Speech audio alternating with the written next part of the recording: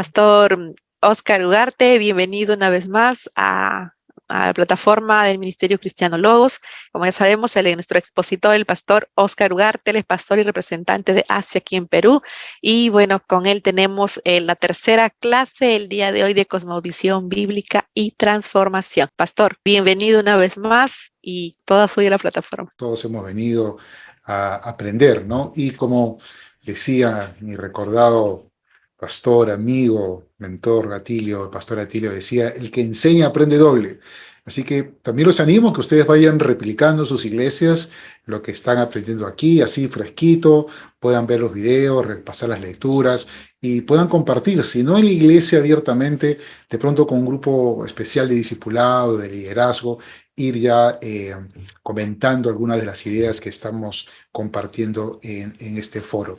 Bien, hasta el día de hoy entonces hemos tenido dos sesiones en las cuales hemos comenzado conversando respecto a la pertinencia de hablar sobre cosmovisión, viendo el problema muy generalizado en el pensamiento cristiano, en la vida cristiana, como fue el dualismo. Quiero confesarles algo. Cuando el pastor César me invitó a enseñar este tema, él, si bien es cierto, es un tema que manejo constantemente, pero hace un buen tiempo que yo dirijo el curso de Cosmovisión Cristiana, pero para docentes escolares. En este momento, por ejemplo, estoy dictando el curso, estoy a cargo del curso para 81 profesores de todo el continente, un curso de Cosmovisión Cristiana a través de la Asociación AXI. Entonces, si bien es cierto, hay algún contenido similar, pero la problemática es diferente. La problemática en los colegios cristianos pasa por la integración bíblica. ¿Cómo hacemos para que la currícula del colegio cristiano pueda estar centrada en la palabra de Dios a través de la cosmovisión bíblica? Pero yo sabía que ese tema, digamos, para la pastoral, no que no fuera importante, pero no iba a ser un tema de tanta conexión, porque finalmente los pastores no tenemos un colegio a cargo, ¿no? Tenemos una iglesia a cargo. Entonces mi reto era cómo conectar con la necesidad pastoral para que puedan ver la relevancia de este tema. Y creo que el dualismo fue la forma que encontramos para conectar con ustedes. Y partió de una experiencia personal. Yo mismo tuve que orar a Dios y preguntarle, Señor, ¿qué fue lo que capturó mi corazón en la época que yo estaba empezando a estudiar estos temas como pastor? ¿Qué fue lo que capturó mi mente, mi corazón, para que yo entendiera que este tema era relevante? Y fue el tema del dualismo, ¿no? Esta forma de vida que tenemos muchos cristianos en las que concebimos una realidad paralela entre lo espiritual, lo sagrado, lo concerniente a lo que supuestamente solamente agrada a Dios, versus lo cotidiano, lo secular, lo material, lo que vivimos día a día y que muchas veces está fuera de la esfera de lo sagrado. Eso fue el primer tema que vimos. Y vimos que la dualidad es una problemática muy fuerte en la formación de los creyentes y en la manera como discipulamos a los nuevos creyentes. Y que esto era totalmente contrario al espíritu de la palabra, que muy bien supieron interpretar los reformadores del siglo XVI, específicamente Martín Lutero y sus seguidores, coram Deo. Toda la vida del cristiano consagrada a Dios, vivida para la gloria de Dios, bajo la autoridad de Dios. Dos aspectos, dos formas de vivir la vida cristiana totalmente opuestos. Coram Deo, total consagración, total entrega, total rendición de la vida del cristiano en su totalidad. Dualismo, solamente la esfera de lo que yo entiendo espiritual, la rindo a Dios, el resto queda fuera. Esto, a su vez, trajo una consecuencia en la vida ya no solamente del cristiano, sino de la iglesia, porque entonces la iglesia cayó en lo que aprendimos es el gnosticismo evangélico, ¿verdad? Separar ya no solamente en mi vida personal, sino en el ministerio de la iglesia, lo espiritual de lo sagrado. Entonces yo considero que solamente las actividades propias de la iglesia, la oración, el estudio bíblico, la intercesión, el ayuno, la diaconía dentro de la iglesia, eso es lo espiritual, eso es lo que agrada a Dios y eso es lo único que concierne a la salvación. Mientras que el resto de la vida de la iglesia, la vida profesional, el trabajo, la familia, la economía, el gobierno, la economía, el arte, los medios de comunicación, todo lo demás es secular, y no concierne al ministerio de la iglesia. Entonces, vemos cómo el dualismo no solamente afecta la vida personal del creyente, sino que afecta el ministerio de la iglesia y explica el poco impacto que ha tenido la iglesia cristiana en la sanidad. A mí me gusta emplear más la palabra sanidad de la tierra, me gusta más que emplear la palabra transformación, luego les voy a explicar por qué, pero ok, vamos a usarlo ahora para fines de comprensión como sinónimos. Pero explica por qué la iglesia es tan poco relevante en la sanidad de la nación, en la transformación que Dios quiere operar en la nación, porque nosotros estamos dejando fuera de nuestra acción ministerial todo lo que no tiene que ver con lo que consideramos sagrado o espiritual. Entonces, esa fue lo que vimos en la primera sesión y vimos en la segunda sesión, la que tuvimos la semana pasada, las consecuencias que trae el abandonar la cosmovisión bíblica, el abandonar esta visión de Coram Deo, el abandonar la adoración al Dios único y verdadero, el dejar fuera de nuestra mentalidad a Dios, porque entonces inmediatamente somos entregados a una mente reprobada. Vimos este cuadro, esta dinámica de decadencia, ¿no? Cuando el hombre deja de adorar a Dios, deja la verdadera adoración, es entregado a una mente reprobada, cambian sus valores e inmediatamente cambian sus conductas. Y analizamos el pasaje de Romanos, capítulo 1, versículos del 18 al 32. Entonces, eso es lo que vimos en estas dos primeras sesiones. Pero si usted se dio cuenta, y sí seguramente se dio cuenta, hasta este punto, no hemos definido qué es cosmovisión. ¿Se dio cuenta? No. Hemos hablado de dualidad, hemos hablado de Coram Deo, hemos hablado de lo que sucede cuando la persona deja la cosmovisión bíblica, pero hasta ahora yo no he definido con ustedes qué es cosmovisión. Y ha tenido un porqué. Cosmovisión es un término que viene de la filosofía. Y nosotros, los ministros del Señor, aunque no lo sabemos, estamos muy relacionados con la filosofía. De hecho, en algunos seminarios se llevan algunos cursos de filosofía, en muchos no también, y de alguna manera hemos tenido como un rechazo, ¿no? a la filosofía cuando leemos en el Nuevo Testamento la advertencia con las vanas filosofías y las palabrerías huecas. Pero hay una conexión. En lo personal, a mí me gusta mucho, y eso es algo muy personal, ministerios como por ejemplo el de R.C. Sproul, ¿no? Y el ministerio Ligonier, porque son ministerios que hacen esta conexión entre filosofía y teología. En general, los ministerios apologéticos, si usted se ha dado cuenta, tienen esa conexión, ¿no? El ministerio apologético se basa mucho en el razonamiento desde una perspectiva bíblica para llevarnos a aceptar las verdades de la palabra de Dios. Apologética tiene que ver con la defensa de la fe y hace uso de herramientas de razonamiento filosófico. Hay una conexión ahí entre la teología y la filosofía. Por eso es que cuando enseñamos cosmovisión, estamos abordando varias áreas de estudio. Por un lado, misiones, que creo que es donde más cabe enseñar cosmovisión, pero también apologética.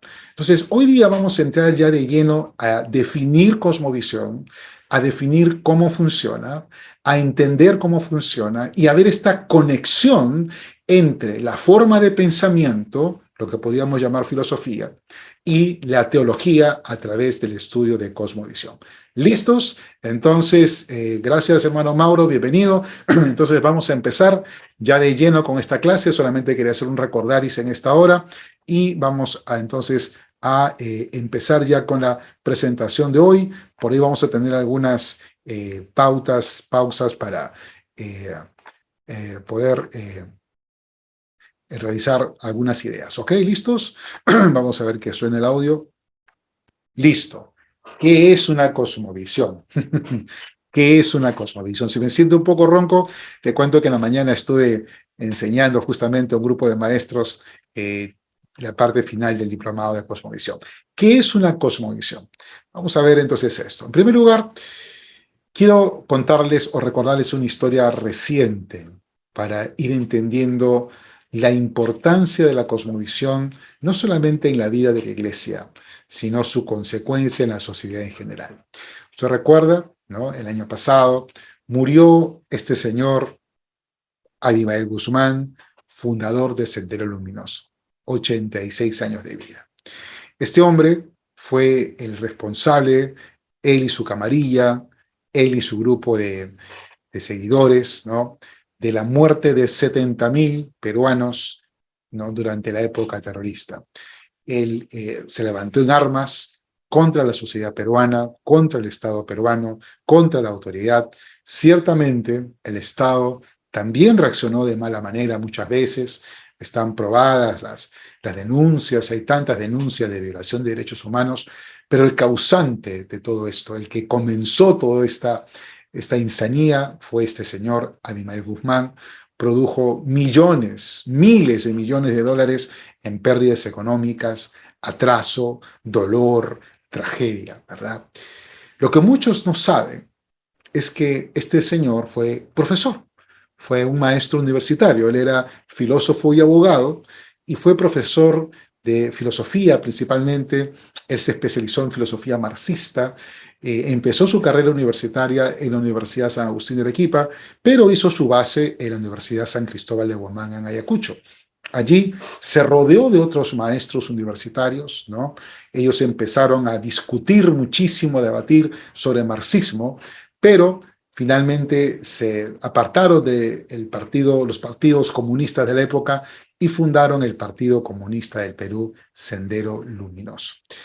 En el libro La Cuarta Espada, un libro que escribió Santiago Roncagliolo, es una novela histórica donde él recrea aspectos de la vida de Guzmán para conocerle. El autor Roncagliolo entrevista a Luis Jaime Cisneros, profesor lingüista peruano. Él fue mi profesor en la Universidad Católica, y el doctor Cisneros es entrevistado y él da esta declaración que está en el libro La Cuarta Espada. Dice: en el Perú, los gobernantes nunca han entendido el poder de la educación. Como es abstracta, invisible, siempre la han despreciado. Pero algún día, alguien tendrá que explicar por qué el grupo más sanguinario de nuestra historia estuvo dirigido por maestros. Hermanos queridos, pastores, cuando hablamos del discipulado, estamos hablando de educación, ¿no? Yo siempre digo que la naturaleza de la iglesia es eminentemente educadora. La gran comisión, Mateo 28, 19 y 20, no se trata solamente de movilizar, ir y hacer discípulos, o como dice Marcos 16, ir y llevar el evangelio a toda criatura, ¿no? Muchas veces, cuando hablamos de gran comisión, solamente pensamos en la movilización, mover fuerzas misioneras, mover recursos, plantar iglesias. Todo eso está bien, pero no es lo único. Versículo 20 es clave para entender la gran comisión: el discipulado, enseñando a que guarden todo lo que les he mandado. Educación. Entonces vemos que en el modelo de esta gente, ¿no?, ellos se movieron a través de células de adoctrinamiento, células donde preparaban a las juventudes en esta filosofía, en esta filosofía política de marxismo, leninismo, maoísmo. ¿Sí? Se dio cuenta de esa mezcla explosiva de filosofía, la dialéctica marxista que predicaba la lucha de clases, ¿verdad? El leninismo como una estrategia de derribar, destruir todo vestigio del Estado, y el maoísmo con su paradigma de la guerra del campo a la ciudad, movilizando a los campesinos, a la masa popular, para tomar el control, el poder de un país. Eso fue un cóctel explosivo, ¿no? Entonces, este hombre, ¿verdad?, se dedicó a adoctrinar, vamos a emplear la palabra en connotación negativa, discipular generaciones de jóvenes que se plegaron a este movimiento. Algún día los maestros tendrán que explicarnos por qué el grupo más sanguinario de nuestro país estuvo dirigido por ellos. La noche del 5 de septiembre de 1992, cuando fue capturado Abimael Guzmán, ¿se acuerdan muchos, sobre todo de mi generación? Él dijo algo, ¿no? Le dijo algo al general Quetín Vidal. Dijo: esto es solo una batalla. Los hombres desaparecen, las ideas quedan, dijo él, ¿no? Al general Quetín Vidal le habló de esta manera cuando fue capturado. Y vaya si sabía lo que estaba diciendo Guzmán. Vaya si sabía lo que estaba advirtiendo el señor Guzmán. Porque, curiosamente, ¿verdad?, muchos años después, 10, 20 años después, ¿no?, habían jóvenes, 20 años, 30 años después casi, habían jóvenes que de pronto no vivieron esa época del terrorismo, que levantaron un movimiento como el Movadef exigiendo libertad para Abimael Guzmán. ¿Cómo se explica esto? ¿Cómo se explica que generaciones, ¿sí?, hijos, nietos de personas que sufrimos tanto por el terrorismo, ¿no? Yo era universitario cuando Sendero tomó el control de San Marcos, ¿no? A mí me detuvieron en la calle por portar un carnet universitario. Yo trabajaba y uno caminaba por la calle y los que vivían en esa época se acuerdan, pensando que tal vez ese carro que estaba estacionado al lado de uno podía explotar. La noche de Tarata yo estaba en la iglesia a poco más de 8 o 9 cuadras de donde ocurrió la explosión. Una semana antes, 10 días antes, había explotado un coche bomba en el puente Benavides, la vía expresa, y el mufle del carro, ¿no? Toda la parte de la suspensión había volado y había caído encima del carro de una hermana estacionada en la puerta de nuestra iglesia. O sea, vivimos eso, hermanos, vivimos eso. Pero ¿cómo una generación de jóvenes podía pedir libertad para Abimael Guzmán 20, 25, 30 años después? Y esto es porque muchos jóvenes que cayeron en las prédicas y enseñanzas de Guzmán y su camarilla, jóvenes que años después siguieron escuchando este tipo de filosofía, encontraron en esta enseñanza, encontraron en esta doctrina política, encontraron en esta metanarrativa, a la cual de ahí en adelante vamos a llamar historia, ¿ok? Historia como relato, metanarrativa, relato, historia. Encontraron una concepción unificada, coherente de la historia y la realidad del mundo.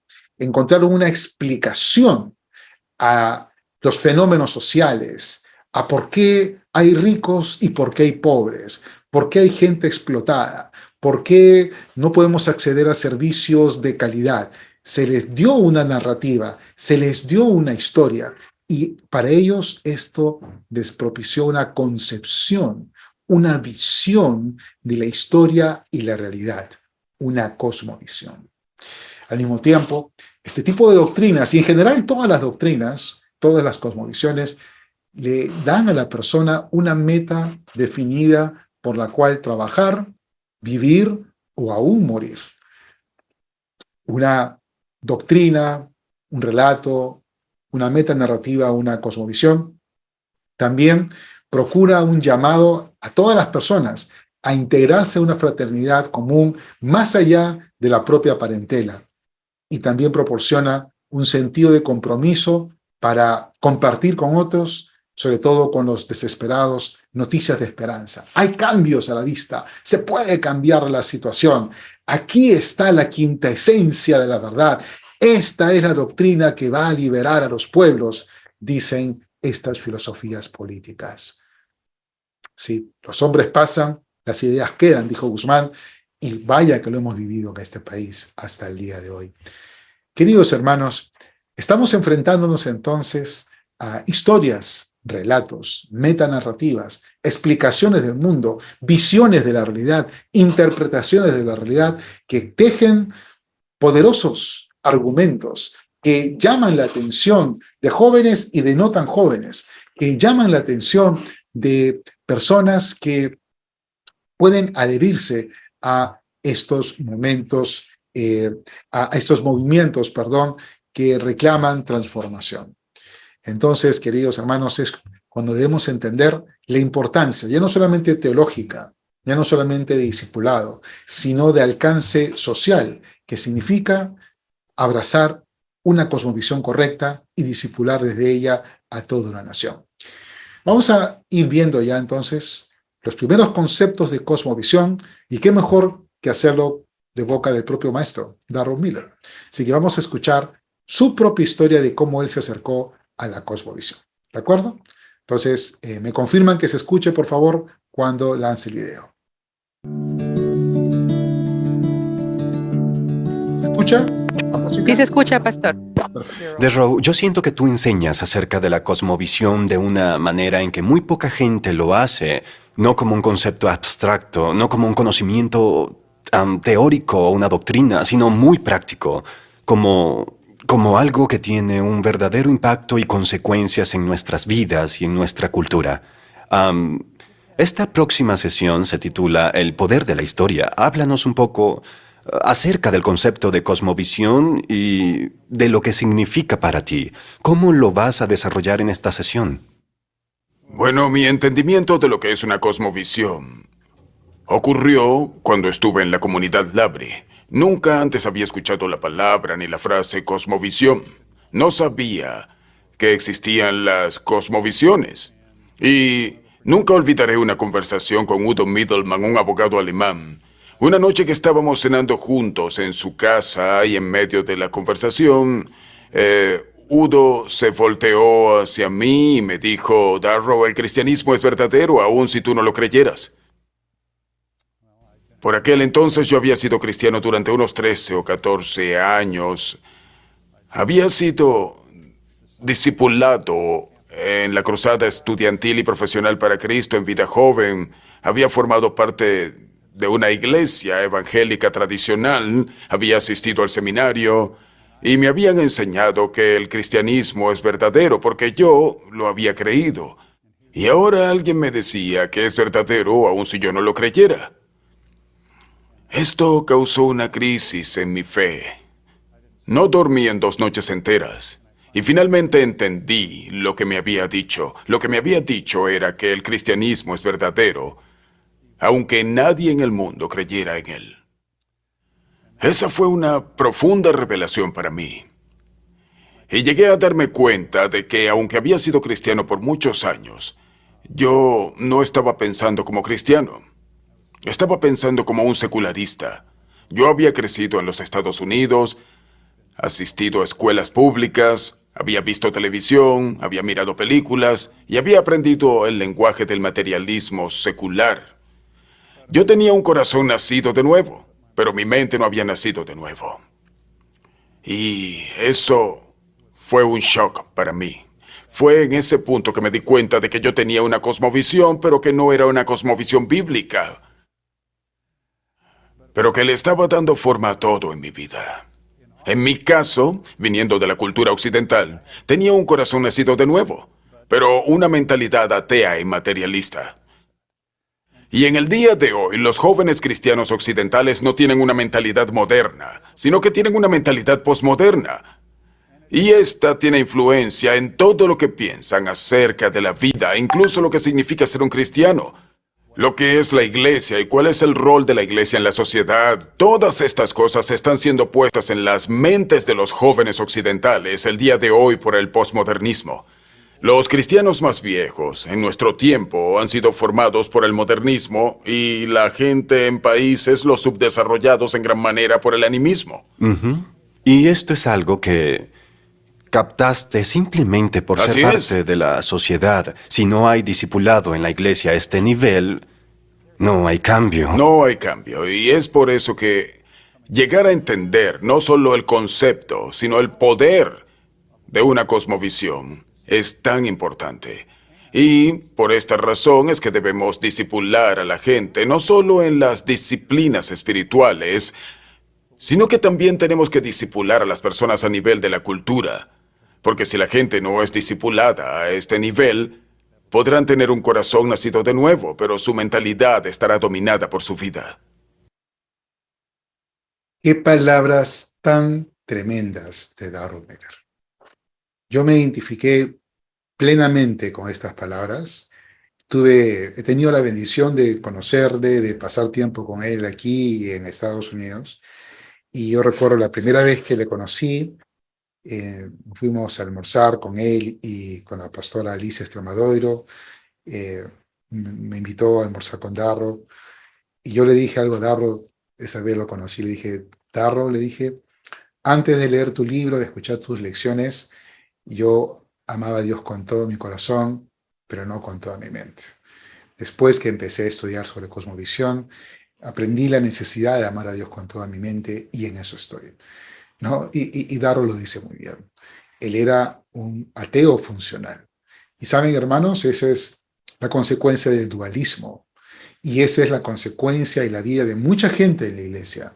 a causa del dualismo. Y por eso es que los cristianos, aún los cristianos, somos presa fácil de ideologías, de doctrinas, de proyectos políticos que nos arrastran aquí y allá donde quieren, porque vivimos en un dualismo. Y gran parte de nuestra vida, incluyendo el pensamiento político e ideológico, está fuera de la autoridad de Dios. Por eso, hermanos queridos, es que la Iglesia, al no tener una cosmovisión bíblica y teísta, al tener este gnosticismo, no está discipulando la nación, no está discipulando la cultura. Y esta está en manos de los ateos, de los impíos, de los perversos, de los malvados, que llevan a nuestros países, a nuestras sociedades, por donde sus malvados corazones, sus mentes reprobadas, les antoja. Qué terrible, ¿no? Qué tremendo el panorama, qué tremendo el panorama. Amén, amén, amén. Sí, ajá, amén. Muy bien, amén, muy bien. Allí estamos, allí estamos. Cosmovisión. Cosmovisión significa cómo vemos este mundo y cómo entendemos que funciona. Sí, acá hay una idea de dos autores americanos, Gary Philip y William Brown. Ellos escribieron en un libro que se llama Haciendo que el mundo tenga sentido a través de la cosmovisión. Decía en este libro, una cosmovisión es, en primer lugar, una explicación y una interpretación del mundo, y en segundo lugar, una aplicación de este punto de vista a la vida. Cuando hablamos de cosmovisión, entonces estamos hablando de la forma como explicamos e interpretamos el mundo, pero también estamos hablando de cómo aplicamos esta explicación y esta interpretación del mundo a la realidad. Entonces lo vemos clarísimo en el caso del señor Guzmán y su partido asesino Sendero Luminoso. Ellos, no fue que un día se levantaron en armas y empezaron a atacar a la nación. Ellos primero tuvieron una explicación y una interpretación del mundo. A ver, de repente los más veteranos, los que son mi promoción, ¿se acuerdan cuando en el colegio, en mi época fue en el colegio, luego lo volví a leer en la universidad, nos hacían leer los 7 ensayos sobre la interpretación de la realidad peruana? ¿Se acuerdan de ese libro? Es uno de los libros fundacionales del Perú, ¿no? Su autor, José Carlos Mariátegui. ¿Qué tipo de ideología tenía Mariátegui? Marxista. Entonces él hace 7 ensayos de interpretación. Él intenta interpretar la realidad peruana. El capítulo sobre religión es muy interesante, ¿no? Léanlo, por favor, revisen el libro, es muy interesante ese capítulo, sobre todo sabiendo que él tuvo mucho contacto con John A. McKay, quien intentó disipular a toda esa generación brillante de intelectuales peruanos como fue la generación de 1920, ¿no? Raúl Porras Barrenechea, Mariátegui mismo, Víctor Raúl Aya de la Torre, toda esta gente, las grandes luminarias intelectuales de hace 100 años fueron contactadas por John A. McKay a través del Colegio San Andrés. Muy bien. Entonces, esto es cosmovisión. Esto fue lo que tuvieron Guzmán y su gente, una interpretación del mundo, pero no se quedaron ahí, sino que esa interpretación la aplicaron a la realidad. Cuando hablamos de cosmovisión, una definición que viene del mismo Darrell Miller dice que es una visión del mundo, una visión de la vida, ¿no? Pero que tiene una base. Ojo con esto, eso es muy importante, porque no es solamente que yo observo e interpreto. La visión que yo tengo y la interpretación que yo tengo de la realidad tiene una base en un conjunto de suposiciones que sostenemos de manera consciente o inconsciente, casi como un paso de fe acerca de la estructura del mundo. Es decir, lo que yo veo e interpreto está basado en supuestos, conscientes o inconscientes, que he abrazado con fe. Entonces, estos señores, ¿no?, senderistas, tenían esta visión del mundo, pero tuvieron una visión basada en creencias, en pensamientos, en doctrinas que ellos habían aprendido, ¿sí? Y eso los llevó a interpretar y aplicar en el mundo su doctrina. Algunos sinónimos para que vean que nosotros estamos totalmente familiarizados con el concepto de cosmovisión. Por ejemplo, cuando hablamos de sistemas de creencias sagradas, cuando hablamos de mapas mentales, cuando hablamos de mentalidad, de filosofía, de idiosincrasia, cuando hablamos de ideología o de paradigmas, estamos hablando de cosmovisión. ¿De acuerdo? Esos son sinónimos. Todas estas palabras que usted ve aquí son sinónimos de la palabra cosmovisión. Para decirlo de forma muy sencilla, una cosmovisión es la forma en que vemos la vida, la forma en que interpretamos la realidad, basados en supuestos, basados en suposiciones que abrazamos consciente o inconscientemente. ¿De acuerdo? ¿Sí? ¿Estamos bien entonces? ¿Todo se escucha? Muy bien. Ok, perfecto, excelente. Entonces, queridos hermanos, queridos pastores, ven cómo estamos familiarizados con el concepto de cosmovisión. Lo hemos tenido siempre allí, cerca a nosotros, pero no le conocíamos así. Vamos a ver ahora una explicación nuevamente de Darrow, cómo funciona la cosmovisión, porque como vamos a ver, este no es un concepto estático, sino por el contrario, es un concepto muy dinámico. Atentos al siguiente clip. El poder de la historia. ¿Qué es una cosmovisión? ¿Por qué importa? Darrow Miller. Hemos estado examinando la naturaleza de la Biblia como la historia transformadora y hemos visto que la Biblia tiene amplitud o lo que podríamos llamar el flujo narrativo de la historia bíblica, pero también tiene una profundidad. Y la profundidad de la historia revela el significado de la misma. Así que cuando usamos la palabra historia, la estamos usando como sinónimo de cosmovisión o mentalidad. Pablo habla de las fortalezas de la mente. Y de lo que queremos hablar en estas sesiones es del poder de la historia para poder ver lo poderoso que son las cosmovisiones. No solo sobre cómo vemos el mundo a través de una cosmovisión, sino cómo las cosmovisiones le dan forma a nuestras vidas y cómo le dan forma a las sociedades y naciones que construiremos. Me gustaría ofrecerles un par de ilustraciones para comenzar. Una es sobre una amiga cuyo nombre es Josie. Y notarán que muchas de mis historias tienen nombres asignados, porque después de las conferencias la gente se acerca y me dice, Darrow, tengo una ilustración para ti. Así que esta es la historia de Josie. Ella se graduó en una universidad estadounidense en la carrera de enfermería. Ella tenía un corazón por los pobres, así que decidió viajar al África Occidental con el programa estadounidense del Cuerpo de Paz. Y se le asignó la enseñanza de microbiología en una escuela africana de enfermería. Ella nunca había enseñado antes, así que estaba muy emocionada de lo que iba a hacer. Ella empezó aquel semestre enseñando un marco general de la biología y después se enfocó en el tema de la microbiología y luego se concentró en la teoría de los gérmenes patógenos. Sus alumnos estudiaron muy duro y al final del semestre todos pasaron el examen. El examen final.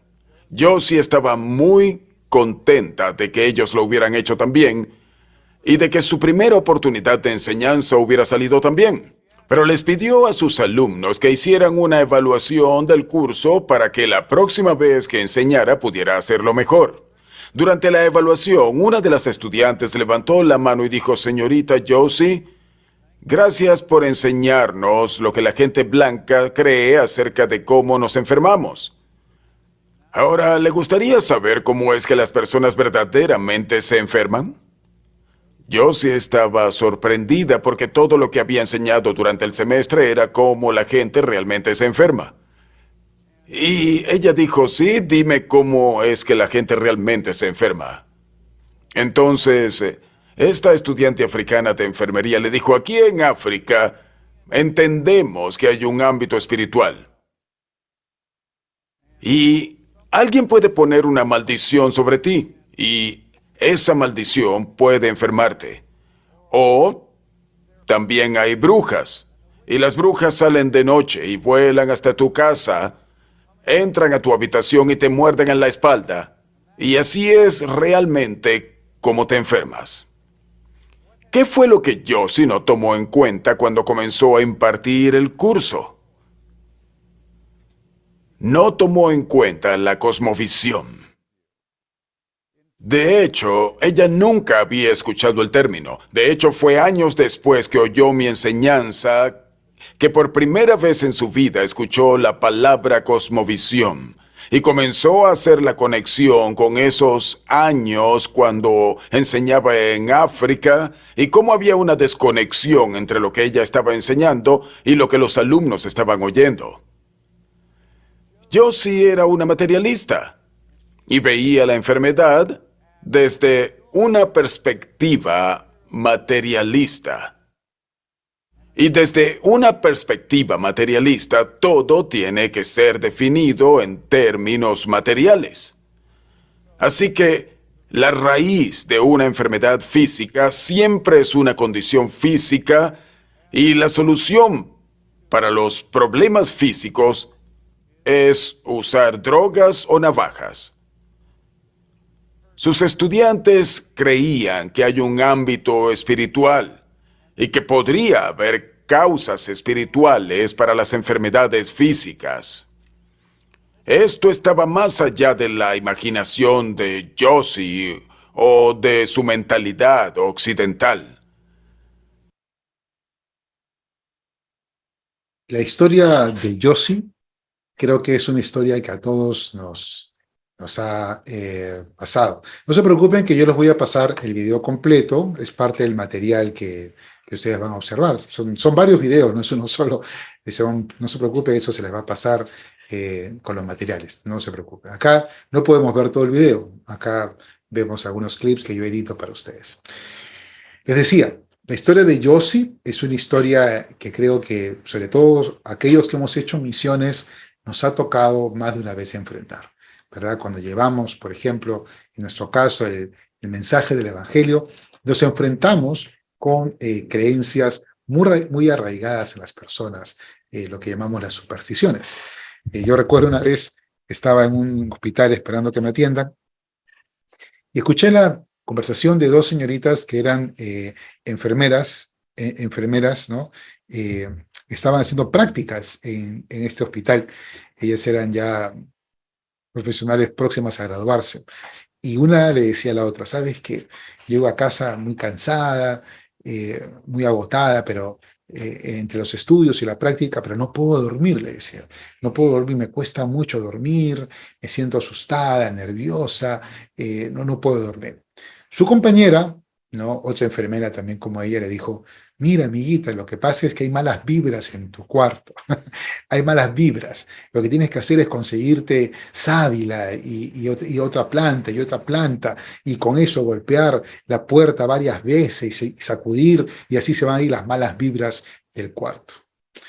A mí me llamó mucho la atención esta conversación porque yo pensaba que estas señoritas, al ser profesionales de la salud, tendrían en cuenta factores como el estrés, por ejemplo, ¿no?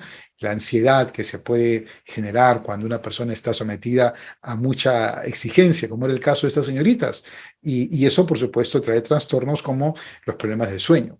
Pero no, saltó en ellas la superstición, ¿no? Una manera de querer explicar la realidad desde las malas vibras o las malas energías. Entonces, eso nos habla, ¿no? Son ejemplos prácticos que hay maneras de interpretar la realidad según esas creencias que tenemos, que son inconscientes, ¿se da cuenta? Por eso cuando discipulamos personas, tenemos que ir no solamente a cambios de conducta, sino a cambios de creencias. Allí, esas creencias que están ocultas, como lo están las raíces de los árboles, así están ocultas las creencias de las personas en formas que no las vemos. Entonces, ¿cómo funciona la cosmovisión? La cosmovisión, dijimos, interpreta, explica y define el mundo. establece la visión que tenemos de lo que es y de lo que debe ser. Y la cosmovisión es como un par de anteojos, ¿sí? Y vemos todo a través de anteojos, y esto afecta a lo que vemos, ¿sí? Todos llevamos puestos un par de anteojos. Mire, aquí puse unas fotos de unos anteojos. Si usted se pusiera unos anteojos de color rojo, todo lo vería de color rojo, lo cual no significa que las cosas son rojas, es como usted lo vería. Si usted se colocara unos anteojos de color azul, igualmente, todo lo vería azul. Eso no significa que las cosas son azules, sino que sus anteojos, no para usted, tiñen toda la visión de un color. De la misma manera funciona la cosmovisión.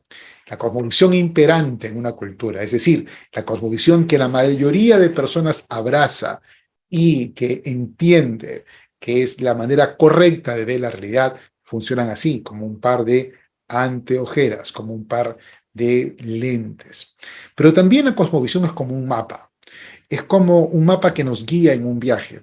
Y a continuación, Darrow nos explica cómo funciona la cosmovisión cuando la vemos como un mapa. Las cosmovisiones son poderosas. Tienes a Joss y a sus estudiantes observando la misma cosa, las enfermedades, pero arribando a dos comprensiones completamente diferentes por estar basadas en cosmovisiones distintas. Otro ejemplo se remonta al siglo XIV, cuando vivía un príncipe portugués llamado Enrique, quien era apodado el Navegante. Le llamaban el Navegante porque quería explorar el mundo. Una de las cosas que Enrique quería hacer era encontrar una ruta marítima de Europa a la India. Así que comisionó un barco, contrató a un capitán, llenó el barco de provisiones, llamó a un sacerdote para bendecir la nave y el barco zarpó hacia las costas occidentales de África para tratar de hallar una ruta marítima hacia la India. Un par de semanas después, el barco regresó al puerto y el capitán se presentó en el salón del trono de Enrique y el capitán le dijo: «Lo siento, Su Majestad, no hemos podido descubrir una ruta marítima a la India porque llegamos al fin del mundo». Enrique no se desanimó, así que envió otro barco y después otro, y en el transcurso de 10 años, él envió 13 barcos y todos regresaron con la misma historia, diciendo que habían alcanzado el fin del mundo. Pero Enrique envió un barco número 14, con un capitán que ya había llegado, por así decirlo, al fin del mundo. Y mientras este barco navegaba por las costas occidentales de África, una gran tormenta se desató y el barco fue empujado hacia el medio del Océano Atlántico y después, cuando la tormenta cesó, el capitán ya no podía ver las costas de África, así que izó las velas hacia el este y después de algunos días llegaron a las costas de África y se dieron cuenta que habían sobrepasado el fin del mundo. Y fue este descubrimiento que eventualmente permitió descubrir la ruta marítima desde Europa hasta la India. ¿Qué les había sucedido a los otros barcos? Habían llegado a un punto que en el día de hoy se conoce como el Sahara español, donde el desierto desciende hacia el Océano Atlántico y forma un inmenso banco de arena. Y sobre los bancos de arena había corrientes extrañas y, por supuesto, cuando un barco se aproximaba al banco de arena, el agua entre la quilla del barco y el fondo marino se hacía menos y menos profunda, y considerando los hechos del fondo del mar haciéndose más superficial y las extrañas corrientes marinas, los hombres en los barcos llegaron a la conclusión de que habían llegado al fin del mundo. ¿Pero en verdad habían llegado al fin del mundo? No. ¿Dónde estaba el fin del mundo? Estaba en sus mentes. En aquellos días, si alguien navegaba demasiado hacia el este o hacia el sur, se creía que uno llegaría al borde del mundo y se precipitaría en el abismo. Y esto era lo que creían estos marineros, que limitaba sus descubrimientos, no la realidad. Lo que limitaba sus descubrimientos era el mapa en sus mentes. Cada persona. Qué interesante. La cosmovisión es como un mapa de la mente, ¿sí? Es una forma de interpretar la realidad. Y nos guía, no porque hayan límites reales, sino que nos pone límites, pero solamente a nivel de nuestra mente. Ojo, no estoy hablando de una filosofía metafísica, ni estoy hablando de pensamiento positivo, ¿ok? Yo soy un poco reacio a esos discursos tan positivistas, pero estoy hablando de cómo funciona la cosmovisión, ¿sí? Muchas veces tomamos decisiones en base no a la realidad, sino a lo que entendemos de la realidad. Y el desafío es, pues, ser renovados en esa cosmovisión, ser renovados, cambiar de mapa y tener como mapa la palabra de Dios, sus principios, sus mandamientos, sus promesas, sus intenciones. Por eso, cuando usamos o hablamos de cosmovisión en términos bíblicos, porque claro, yo sé que acá en el grupo hay gente muy bíblica y algunos estará pensando, oye, pastor, está interesante lo que hablas, pero la Biblia no menciona la palabra cosmovisión. Yo siempre digo, la Biblia tampoco menciona la palabra Biblia, pero todos entendemos que cuando escuchamos la palabra Biblia, nos estamos refiriendo a las Sagradas Escrituras, el texto bíblico, ¿no? La palabra de Dios. Igualmente, la Biblia no menciona la palabra cosmovisión, pero sí menciona el concepto. Y lo encontramos en el libro de Romanos, capítulo 12, versículo 2. No os conforméis a este mundo, a este siglo, mas transformados por la renovación de vuestra mente, entendimiento, para que comprobéis cuál sea la buena voluntad de Dios, agradable y perfecta. Sí, cuando la Biblia habla de mente o entendimiento, está hablando justamente de esto. Está hablando de la forma como vemos, interpretamos, entendemos la realidad. Y Dios quiere que dejemos de entender la realidad desde una perspectiva solo materialista o de una perspectiva solamente espiritualista o animista.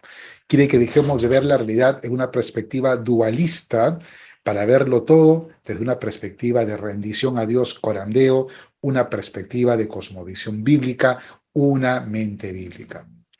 Yo quiero hacerles una pregunta en este momento y quiero que usted responda sí o no en el chat. ¿De acuerdo? Va a ser un ejercicio rapidísimo. ¿Sí o no? No quiero mucho chamullo. ¿Sí o no? ¿Usted cree que Dios tiene un plan para sanar nuestro país o tu país? ¿Dios tiene un plan para sanar las naciones? ¿Sí o no? ¿Qué dicen ustedes? Ajá, a ver, respuestas. Sí, sí, sí, sí, muy bien. Sí, excelente. Muy bien, coincidimos. Sí tiene. Ok, stop, listo, ya. Y ahora, ¿creen ustedes que Dios tiene un grupo de personas, una agencia, si queremos decirle, una institución en la tierra que podría conocer esos planes de sanidad de la tierra, de transformación y llevarlos a cabo? ¿Cree que existe en el mundo esa institución? ¿Sí? No, dice uno. Ok, varios sís, solamente un no. Dos nos, más sís. Muy bien. Pregunta, si usted cree que sí, ¿cuál sería esa institución, ese grupo humano capaz de llevar adelante las intenciones de Dios para sanidad de las naciones? ¿Cuál sería ese grupo humano? ¿La Biblia es un grupo humano? ¿La Biblia es un grupo humano? La iglesia, muy bien, la iglesia. Entonces miren, a ver, la iglesia, los que conocen la palabra de Dios, la iglesia, muy bien. Entonces miren la situación. Creemos que el plan existe. Creemos que las personas que pueden llevar a cabo ese plan, obedecer el plan, existen. La iglesia. ¿Sí? El plan existe, hermanos. Ahí está. Se llama voluntad de Dios. La voluntad de Dios es la sanidad de la tierra. ¿Cómo es esta voluntad? Buena, agradable y perfecta. Las personas que pueden llevar a cabo, obedecer la voluntad de Dios, existen. La iglesia. La razón de ser de la iglesia, coram deo, es rendir toda nuestra vida a Dios. ¿Sí? Toda nuestra vida bajo la autoridad de Dios, haciendo la voluntad de Dios. ¿No? Venga tu reino, hágase tu voluntad en la tierra como en el cielo. La voluntad de Dios.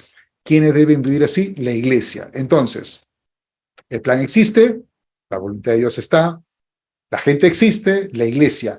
¿Por qué no se está llevando a cabo el plan? ¿Por qué? ¿Por qué? Mire el versículo. Dice que si nos conformamos a este mundo, si no somos renovados en nuestra mente, no podemos conocer la voluntad de Dios. Para conocer la voluntad de Dios, tenemos que ser transformados en nuestro entendimiento de la realidad.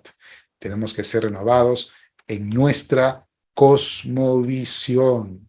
Tenemos que ser entrenados y renovados en esos supuestos, en esas creencias arraigadas en lo profundo de nuestros corazones, en esas creencias en las cuales discipulamos a las nuevas generaciones de cristianos y que muchas veces nos están impidiendo conocer la voluntad de Dios respecto a la sanidad de la tierra. Amén. Amén. Renovarnos conforme a la cosmovisión bíblica. Exactamente. ¿Cómo funciona la cosmovisión? ¿Cómo es que la cosmovisión entra en contacto y va transformando al ser humano? Bueno, lo hace en base a narrativas, a metanarrativas, a la historia, a relatos culturales, ¿no? Y educación, por ejemplo, es un poderoso vehículo de implantación de cosmovisión, la educación. Por eso yo trabajo en educación, hermanos. Por eso Dios me llamó a servir en educación. Yo no soy maestro de carrera, no soy docente de carrera, he estudiado dos certificaciones, tengo dos certificaciones profesionales como docente cristiano y en liderazgo educativo, pero no he hecho un pregrado en educación, pero es mi don ministerial. Y trabajo en colegios, con colegios por eso, porque creo que los colegios, la educación escolar, es un instrumento poderosísimo para implantar, para sembrar cosmovisión cristiana. Te animo, pastor, si diriges una iglesia, piensa en un colegio o en un proyecto educativo escolar. ¿Ok? Pero la cosmovisión cotidianamente, todos los días, se transmite, se disipula, se enseña, se siembra, respondiendo a las 4 preguntas importantes, trascendentales, las preguntas básicas de todo ser humano. Las preguntas fundamentales que todo hombre o mujer, todo grupo humano se hace en algún momento. Primera pregunta, ¿quién soy? ¿No? ¿Quién soy? Identidad, ¿quién soy? ¿De dónde vengo? ¿A dónde voy? ¿Cuál es mi origen? ¿Cuál es mi propósito? ¿Qué es lo bueno? ¿Qué es lo malo? ¿Qué es lo valioso para mí? ¿Y cómo puedo conocer la verdad? ¿Cómo es que sé? ¿Cómo puedo llegar a la verdad? ¿Cómo es que aprendo? 4 preguntas que todo ser humano se hace. ¿Quién soy? ¿Qué es el ser humano? ¿Qué es el peruano? ¿Qué significa ser de esta familia? Es una pregunta que todos nos hacemos. ¿Cuál es el propósito para mí, para mi familia, para mi país, para mi nación, para mi etnia? ¿Cuál es el propósito? ¿Qué es lo bueno? ¿Qué es lo malo? ¿Cómo puedo distinguir entre lo bueno y lo malo? ¿Quién me dice qué es lo bueno y qué es lo malo? ¿Y cómo puedo conocer la verdad? ¿Cómo puedo llegar a la verdad? Estas preguntas han intentado ser respondidas por la filosofía. La ontología, o la filosofía del ser, busca responder a la pregunta acerca de la identidad. ¿Quién soy? La teleología, no teología, sino teleología, justamente es la parte de la filosofía que nos habla sobre los propósitos, los fines. ¿A dónde voy? ¿Cuál es mi origen? La axiología nos habla de los valores, qué es bueno, qué es malo, qué es correcto, qué no. Y la epistemología nos habla acerca de cómo llegar a la verdad. Cómo llegar a la verdad. Entonces, esas son preguntas fundamentales que son respondidas de diferentes maneras según la cosmovisión que podamos nosotros tener. Estas preguntas, ¿verdad? Las podemos también clasificar en preguntas acerca del origen de la persona, o del hombre, o del ser humano, de dónde vengo, el propósito de la persona, cuál es el significado de la vida, la moralidad de la persona, cómo diferencio entre el bien y el mal, y el destino de la persona, que hay después de la muerte. ¿De acuerdo? Entonces, miren, estas preguntas son comunes. En algún momento todos nosotros nos las hacemos y en un momento alguien nos la hace. ¿Y cómo la respondemos? Según la cosmovisión, según el conjunto de creencias que tenemos y que nos llevan a interpretar la realidad. Entonces, hablamos de cosmovisión, y si la cosmovisión es el conjunto de creencias que una persona tiene a través de la cual se entiende, se explica y se interpreta la realidad y se actúa sobre ella, entonces, teóricamente diríamos que hay tantas cosmovisiones como personas en el mundo. Pero, para fines de estudio y por clasificación, vamos a hablar de tres grandes cosmovisiones: el teísmo bíblico, el humanismo secular y el animismo. Teísmo bíblico, humanismo secular y animismo. Y en este punto vamos a presentar una hoja que tengo acá a la mano para que todos podamos leer y entender mejor de qué hablamos cuando hablamos de cada tipo de cosmovisión. Vamos a abrir un poquito más, creo que ella lo puede leer mejor. ¿Se lee mejor ahí, hermanos? ¿Me pueden eh, confirmar? Sí, pastor, sí se logra leer. Ok. Cuando hablamos del teísmo bíblico, hablamos de un conjunto de creencias que se basan en ¿qué? Se basan en que existe un Dios, existe Dios quien ha creado el universo, y que este universo está compuesto tanto de una realidad material como de una realidad inmaterial. Todo es parte de un mismo universo. Este Dios creó el universo de la nada y lo sostiene todo con su poder, con su providencia omnipotente. La creación está gobernada por leyes naturales que Dios mismo ha establecido, pero esta misma creación gobernada por estas leyes naturales está abierta a la intervención del Creador. El Creador tiene una relación permanente, inmanente con su creación. No la ha abandonado, sigue interviniendo en ella. El universo es un sistema dinámico, no es estático. Está en permanente cambio por acción del Creador. Y el descubrimiento y la exploración del mundo creado no solamente debe darse para sobrevivir, sino también como una manera de, mediante la razón más la revelación, poder conocer a Dios. Entonces a Dios le conocemos por la revelación, pero también por la razón. El humanismo secular, por el contrario, dice que la naturaleza, lo que existe, es todo lo que se ve. No existe nada más allá de lo que se ve. Por tanto, los recursos son limitados. No hay quien intervenga de fuera de la naturaleza o del mundo físico para crear más recursos. Hay personas pobres, dicen ellos, porque otros son ricos. La solución para acabar con la pobreza es distribuir los recursos que se tienen. Para el humanismo secular, el universo es antropocéntrico, es decir, el hombre es el centro del universo.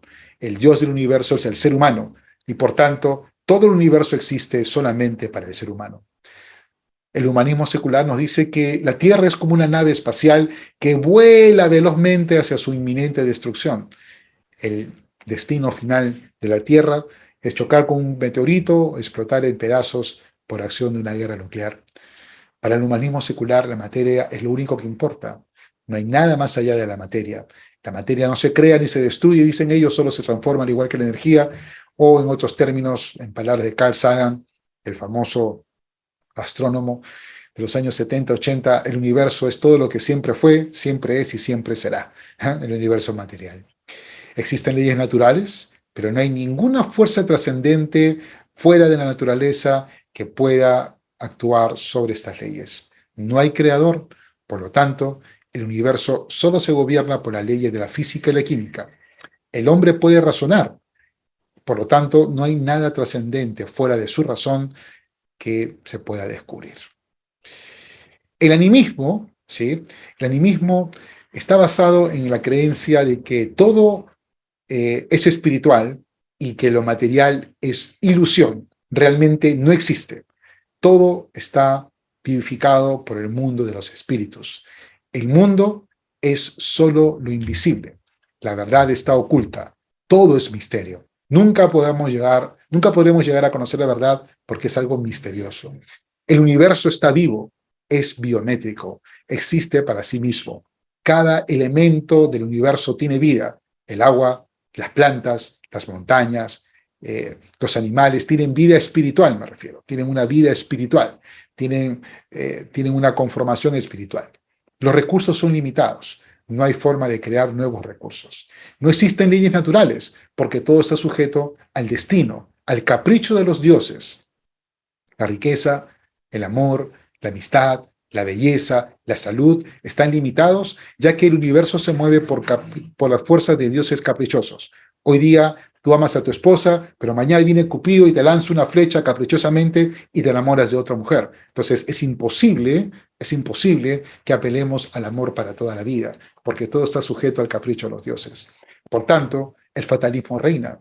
No hay nada que tú puedas hacer para cambiar tu suerte, porque todo está escrito por estos dioses malignos.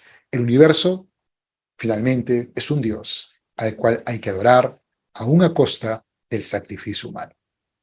Estas son, hermanos queridos, los postulados, las creencias principales de estas cosmovisiones, que son las que finalmente van dando forma a la cultura, van dando forma a las creencias de las personas y van ayudándonos a construir, ¿no?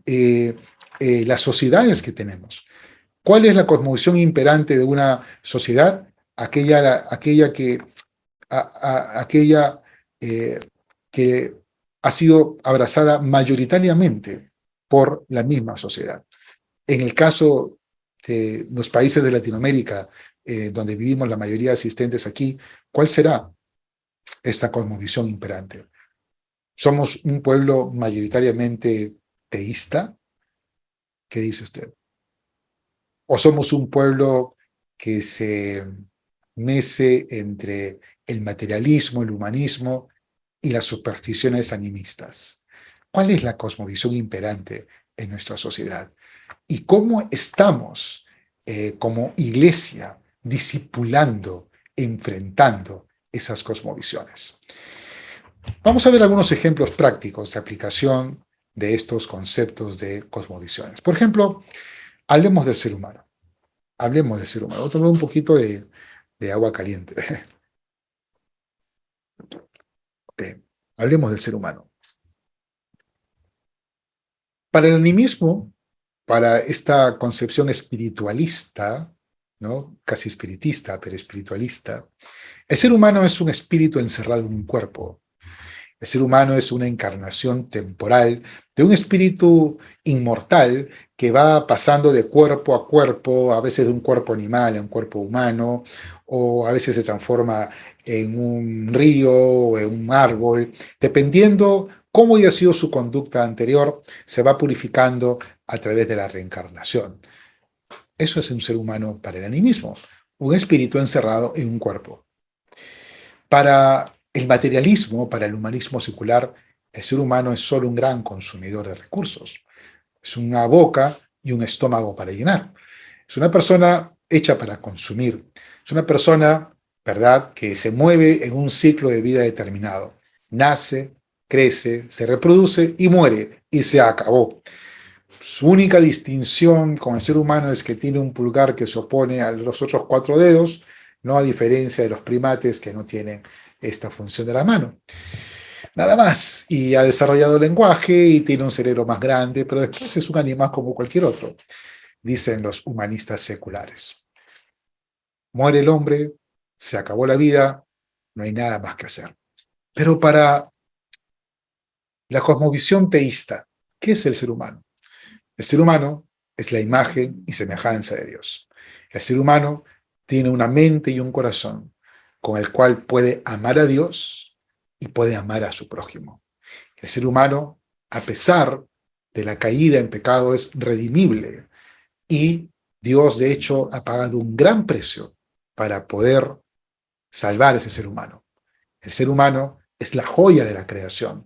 Cuando Dios creó el mundo, según el relato de Génesis 1, Dios vio que todo el universo material que había creado era bueno. Pero cuando crea al hombre a su imagen y semejanza, ¿verdad?, la creación que había sido evaluada como buena, tiene un upgrade, ¿no? Sube de nivel y pasa de buena a buena en gran manera por la presencia del ser humano. Entonces, el ser humano es alguien especial según la cosmovisión teísta. La antropología bíblica entonces define al ser humano como la imagen y semejanza de Dios. Albert Green, un autor, él tiene un libro impresionante, se llama Reclamando la esencia de educación, reclamando el futuro de la educación cristiana.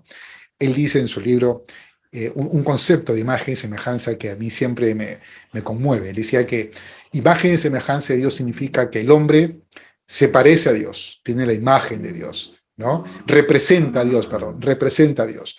Pero semejanza significa que debe representar a Dios pareciéndose a Él. Entonces, todo ser humano, quiera o no quiera, representa a Dios, pero debe representar a Dios pareciéndose a Él, ¿no? Esa es la definición del ser humano según la cosmovisión bíblica. ¿Sí? ¿Ustedes creen que en el Perú somos teístas? ¿Sí? ¿Usted cree que tenemos una sociedad teísta? Interesante, interesante. Vamos a seguir viendo. Ya vimos entonces la concepción del ser humano. Si en este país fuéramos teístas, no tendríamos un homicidio cada 6 horas, como está ocurriendo ahorita en el Perú. Ok, sigamos. Definición del trabajo. A ver, aquí vamos a estar interesantes.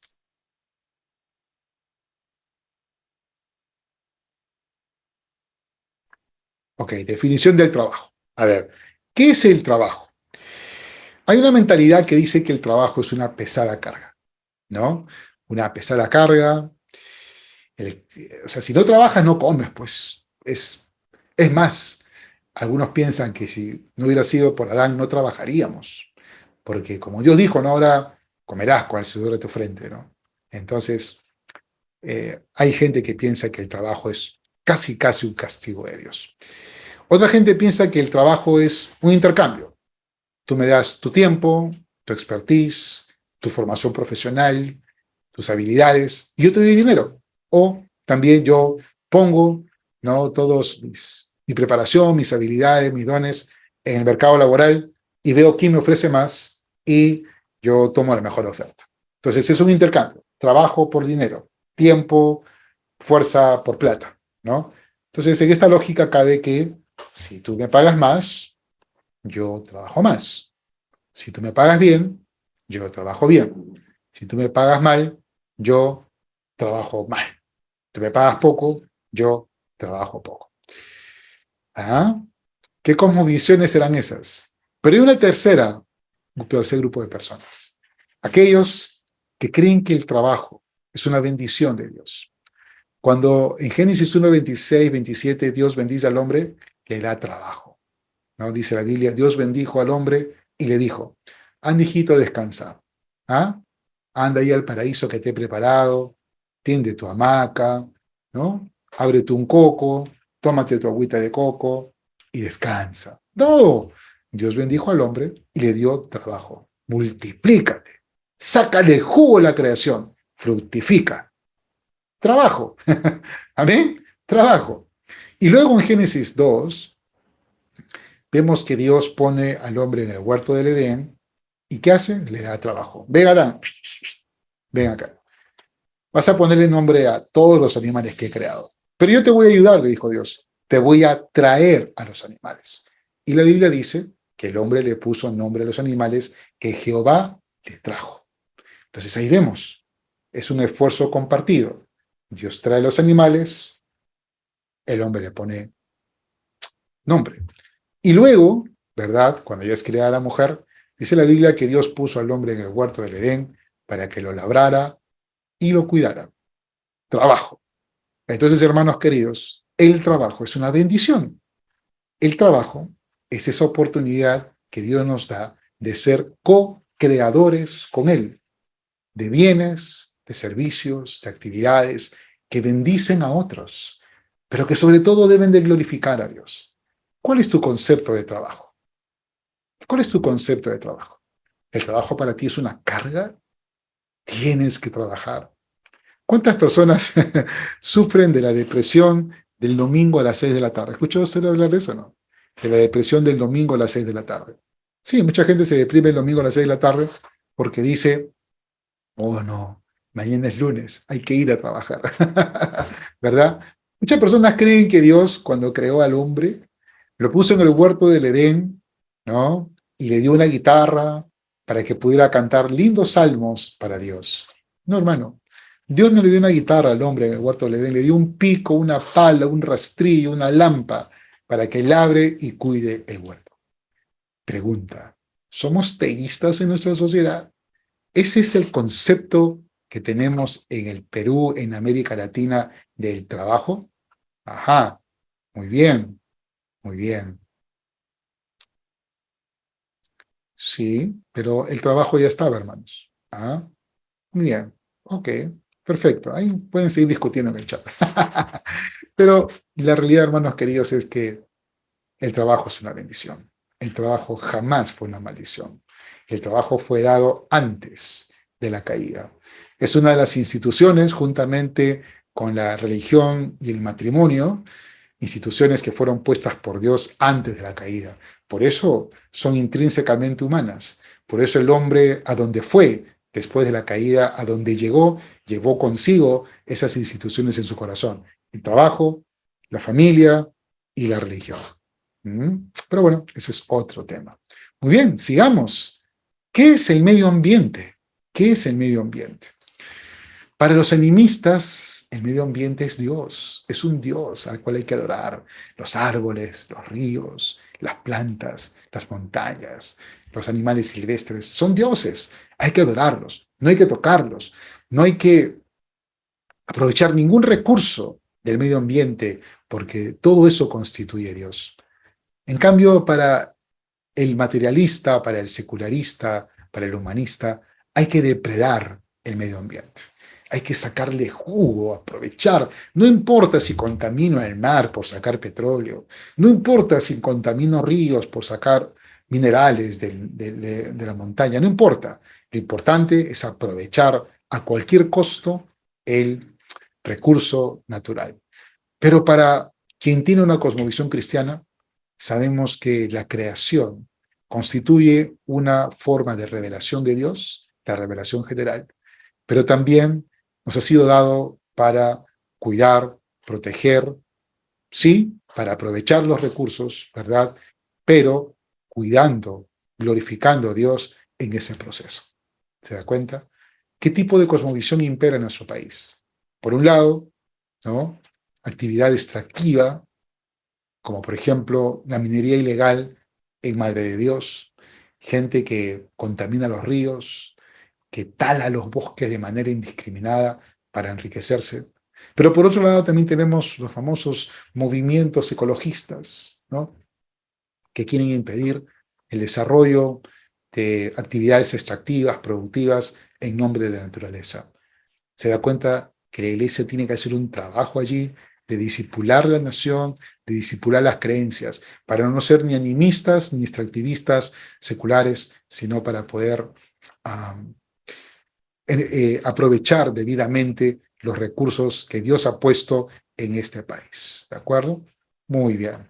Veo que están discutiendo de Babel en el chat. No se distraigan, hermanos, no se distraigan, presten atención. Estamos viendo algo muy serio ahorita. ¿Hacia dónde va la historia? Cosmovisión, ¿hacia dónde va la historia? Según los animistas, todo es un ciclo que se repite, como el Incarri, ¿no? El mito del Incarri. Un día volverá a Pachacute. ¿No volvió en el 2001? No, eso no era Pachacute. Pero el Incarri, ¿no? Un día va a volver un gran libertador indígena que traerá justicia al pueblo. Ciclos, la historia como ciclos. Los secularistas piensan que la historia se acaba. En cualquier momento nos va a chocar un meteorito del espacio, o Putin y Biden van a apretar el botón de la guerra atómica y la Tierra va a volar en 1000 pedazos. Pero nosotros, los que supuestamente tenemos cosmovisión teísta bíblica, sabemos que la historia va hacia un destino seguro. ¿Hacia dónde va la historia? Va hacia el encuentro con Dios, ¿no? La historia comenzó en un jardín y termina en una ciudad. La humanidad va hacia su encuentro glorioso con Dios. ¿Sí? Para juicio y recompensa, dependiendo si en vida tú tuviste la oportunidad de arrepentirte y de entregarte a Dios, o si más bien esperarás el juicio que Dios tiene para cada uno. Entonces, hermanos, esta idea de hacia dónde va la historia es también muy importante.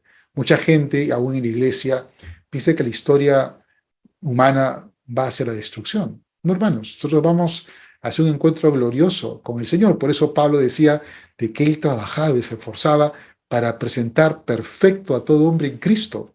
Pastor, tu trabajo y mi trabajo no es solamente salvar almas, es presentar a todo hombre perfecto en Cristo. ¿Para qué?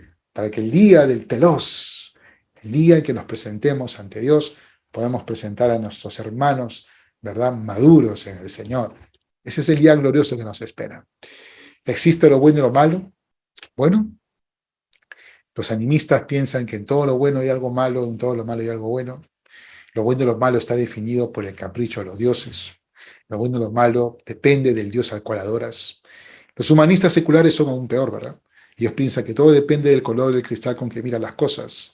¿Sí? Nada es bueno, nada es malo en sí mismo. El hombre es la medida de todas las cosas. Hoy vivimos el concepto de la autorrealización como el fin máximo de la sociedad, cumplir todos nuestros deseos, todos nuestros sueños, todos nuestros proyectos, hacer lo que el corazón te diga, sigue tu corazón, esta es la máxima felicidad. Entonces, ¿qué es lo bueno? Todo lo que suma para tus sueños, deseos y proyectos. ¿Qué es lo malo? Todo lo que se opone a tus sueños, deseos y proyectos. Pero la cosmovisión bíblica nos dice que sí existe lo bueno y lo malo. ¿Qué es lo bueno? Lo que la ley de Dios revela que es bueno. ¿Qué es lo malo? Todo aquello que se opone a la ley de Dios. Así de sencillo, ¿no? Pero claro, nuevamente, ¿qué tipo de cosmovisión tenemos en nuestra sociedad? ¿Sí? ¿Qué dice la gente que es bueno y que es malo? Muy bien, hermanos queridos, es interesante recordar a dónde nos lleva todo esto, ¿no? Realizamos este cuadrito que nos ha ido acompañando en estos ya 3 días o 3 sesiones de conversaciones sobre cosmovisión. Todos queremos ver sociedades sanas, todos queremos ver países donde no haya delincuencia, donde no haya corrupción, donde no haya abuso, explotación, ¿verdad? Como quisiéramos vivir quieta y reposadamente. Pero para llegar a ese tipo de conducta y por tanto de consecuencia social, tenemos que trabajar en las raíces. Cosmovisión, sistema de creencias. Es allí, hermanos, donde tenemos que trabajar. Es allí, queridos hermanos, donde tenemos que hacer nuestro mejor esfuerzo. La iglesia tiene que romper esta dualidad, dejar de pensar que discipular es solamente enseñar la doctrina particular de cada iglesia o denominación y empezar a pensar que discipular significa confrontar esos sistemas de creencias mentirosas sobre la familia, el trabajo, la historia, el ser humano, la ciencia, todas estas áreas, hermanos, el deporte, todas estas áreas que están cimentadas sobre creencias mentirosas, es allí donde la iglesia tiene que empezar a trabajar, confrontando esos sistemas de creencias mentirosos, hermanos queridos, que han traído tanta destrucción a nuestra sociedad. Amén. Bien, vamos a parar aquí para ver un tiempo de preguntas. Buenas tardes. Solo una pregunta breve que es ¿por qué la Biblia no calificaría o no es considerada, si alguna gente no lo considera, como pues un grupo de personas, por así decirlo, ¿no? Para que sea guía para todos los demás? Perdón, hermano, no le escuché bien. Repítame la pregunta. Hace momentitos yo escribí la Biblia cuando estaba... Ya. Por ejemplo, yo sé que tal vez tengas un punto de vista, pero para que tenga sentido lo que estoy diciendo, yo sé que la Biblia, hay personas ahí adentro, por así decirlo. Todo lo que vemos y hemos leído es Dios tratando con el hombre y a la misma vez con la naturaleza. Entonces, esa cosmovisión es infalible. Y por eso es que creo que la Biblia es lo primordial principal, porque aún estas iglesias se han unido por la Biblia, se han sido formados por la palabra de Dios. Eso solamente, entonces, ¿por qué de repente no sería considerado, no? Nada más. Ok, a ver, ya le entendí, ya recuerdo su respuesta. Yo hice 2 preguntas cuando hablábamos de Romanos 12:2. ¿Sí? La primera pregunta que hice fue, este texto, Romanos 12:2, según este texto, Dios tendrá un plan para la sanidad de nuestras tierras, de nuestros países, hará un plan en el corazón de Dios, y la mayoría dijimos, sí, debe existir un plan. Dios tiene un plan para la sanidad de nuestras tierras, ¿ok? Y la siguiente pregunta que hice fue, ¿existirá una institución humana, un grupo humano, un grupo de personas que puedan llevar adelante ese plan? Y la respuesta es sí, el grupo humano es la iglesia. Hermano Luis, la Biblia no es un grupo humano. La Biblia es el mensaje de la palabra de Dios, pero no es un grupo humano como tal. Sí, narra historias de personas que vivieron y que fueron usadas por Dios, ciertamente, para sus propósitos, pero en este momento no constituye un grupo humano. Entiendo. Pero usted cree de que puede haber, no sé, siempre el hombre puede tomar a veces malas cosas, ¿verdad? Aferrarse demasiado a este grupo humano o de repente poner su mirada de repente equivocadamente a un grupo humano y no estas mismas personas realmente querer hablar con Dios directamente, por ejemplo, desde su casa, ¿no? Por ejemplo, un domingo antes cualquier persona en todo el mundo va a una iglesia, congrega a un lugar a rendir culto a alguien, a un Dios, ¿verdad? Entonces, estas personas no deberían de repente ya iniciar desde antes, de dirigirse a este lugar llamado iglesia, donde todos se congregan, ya sea sinagoga o iglesia, y después prestan su alabanza a Dios. Eso es como visión, perdón, eso es curandeo, ¿verdad? Que todo pues inicia en la palabra de Dios, porque si tú estás aferrado a alinear la palabra de Dios, ese es curandeo. Todos los días, antes que abras tu Biblia o antes que vayas a la iglesia, ya estás con una actitud que adora a Dios. Solamente, bueno, por eso yo, bueno, sigo creyendo que la Biblia es infalible, la palabra de Dios, y solo por esa razón. Entiendo Ok. su punto de vista totalmente.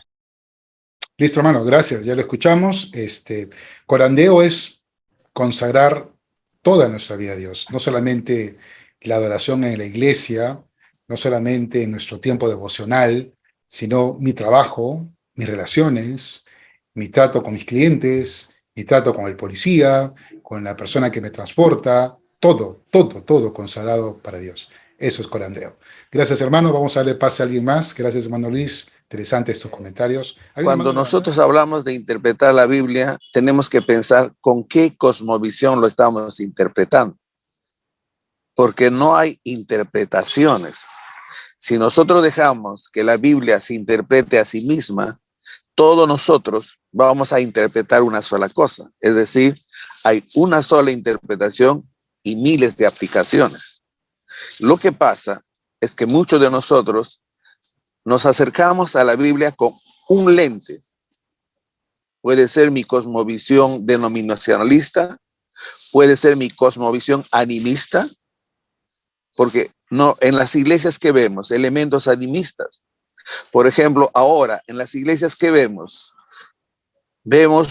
el posmodernismo metido, McDonald's metido en las iglesias. ¿Por qué? Porque se acercan a la Biblia con esa cosmovisión. Entonces, cuando yo me acerco con esa cosmovisión, entonces yo estoy diciendo, por ejemplo, voy a agradar al no convertido, voy a agradar estoy aquí, voy a agradar al cliente. Esa es la cosmovisión que se me mete y por eso hago los arreglos de la iglesia, produzco un culto para agradar al cliente, produzco alabanzas. Ahora, cuando, por ejemplo, habla de ir al domingo o alabar al Señor, ¿con qué cosmovisión tú estás alabando al Señor? Pedro dice que nosotros somos piedras vivas y somos edificadas en una casa espiritual. Y se supone que la casa espiritual es para dar la gloria todo a Dios. Por ejemplo, cuando nosotros alabamos al Señor, nuestras alabanzas están más dirigidas a nosotros que a Dios. ¿Cuántas alabanzas que alabamos realmente están dirigidas a Dios? Entonces, como explicaba el profesor, las cosmovisiones afectan nuestra manera de interpretar y afecta también nuestra manera de acercarnos a Dios.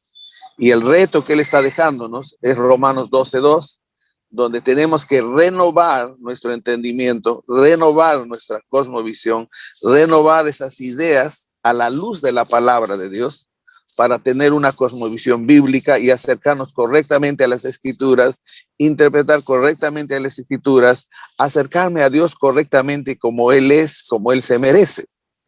Por ejemplo, yo no puedo estar jugando con el Espíritu Santo y hacer que el Espíritu Santo haga lo que yo quiera. Entonces, ¿qué concepto tiene del Espíritu Santo? Si el Espíritu Santo es Dios, yo no puedo manipular como si fuera una energía, ¿verdad? Entonces, ese es el gran reto, creo que todos nosotros tenemos que entender, ¿no? ¿Con qué cosmovisión voy a interpretar la Biblia? Tengo que dejar que la Biblia se interprete a sí misma y tengo que ejercitarme. Yo mismo tengo que interpretar. ¿Con qué cosmovisión me estoy acercando a Dios? ¿Cómo estoy mirando a Dios? Tengo que ponerme el anteojo bíblico y tengo que corregir todo eso para poder, como está dándonos el reto el profesor, discipular las naciones. Gracias, profesor. En sí, para mí es sencillo lo que significa como cosmovisión, ¿no? Es la visión del cosmos que uno tiene. Y por eso puse allí que en el mundo entero somos más de 6.000 billones de personas, entonces, por lo tanto, los 6.000 millones de personas son 6.000 millones de cosmovisiones, y muchas de ellas inalcanzables porque hay diferencia de idioma, y eso va a ser un poquito difícil de cruzar. Entonces, al punto que iba a ir es que el hermano dice que quien debe tener el poder transformador en esta tierra es la iglesia. Sin embargo, eso es como una verdad que a veces ha traído consecuencias también en la historia. Es cierto que la iglesia está comisionada, tal como en el pasado estuvo Israel, pero la iglesia está formada por seres humanos fallidos, como usted y como yo, que nos equivocamos, que fallamos, que vamos a fracasar en muchas áreas. Entonces, en realidad, el trabajo evangelístico y discipulador está basado en la omnisciencia, la omnipresencia y la omnipotencia de Dios. Cuando Pablo se convirtió a Cristo, fue Jesús mismo encontrándolo. Y es así como él se vuelve y Dios lo usa de una manera tan prominente que gracias a él tenemos casi el 50% de las escrituras del Nuevo Testamento. Entonces, en otras palabras, Dios hace, en su gracia, nos da el privilegio de servirle.